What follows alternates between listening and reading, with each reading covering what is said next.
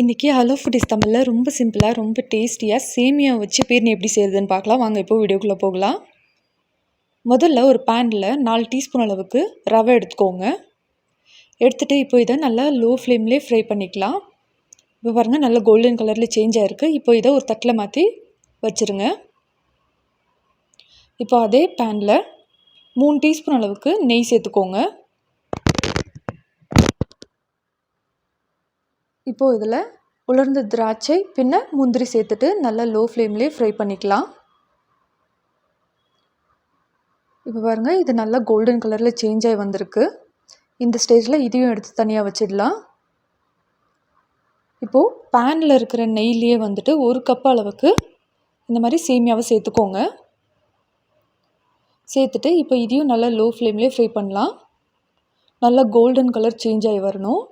பாருங்கள் நல்லா கோல்டன் கலரில் சேஞ்ச் ஆகி வந்துருச்சு. இப்போ இதையும் ஒரு பாத்திரத்தில் மாற்றி தனியாக எடுத்து வச்சிடலாம்.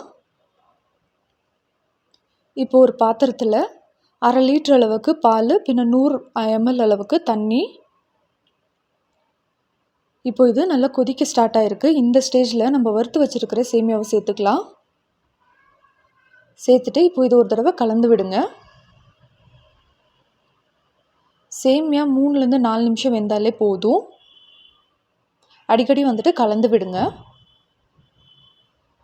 இப்போ பாருங்கள் சேமியா நல்லா குக்காய் வந்துருச்சு. இந்த ஸ்டேஜில் நம்ம வறுத்து வச்சுருக்கிற ரவையும் சேர்த்துக்கலாம். கட்டி இல்லாமல் சேர்த்துக்கோங்க. சேர்த்துட்டு இப்போ இதையும் ஒரு தடவை நல்லா கலந்து விட்டுடலாம். ரவை சேர்த்ததுக்கப்புறமா ஒரு 2லேருந்து 3 நிமிஷம் வரைக்கும் நல்லா கொதிக்கட்டும். அடிக்கடி கலந்து விடுங்க. இப்போ பாருங்கள் ரவையும் கூட நல்லா வெந்து வந்திருக்கு. இந்த ஸ்டேஜில் 3/4 கப் அளவுக்கு சர்க்கரை சேர்த்துக்கோங்க. இப்போ இதையும் நல்லா கலந்து விட்டுடலாம்.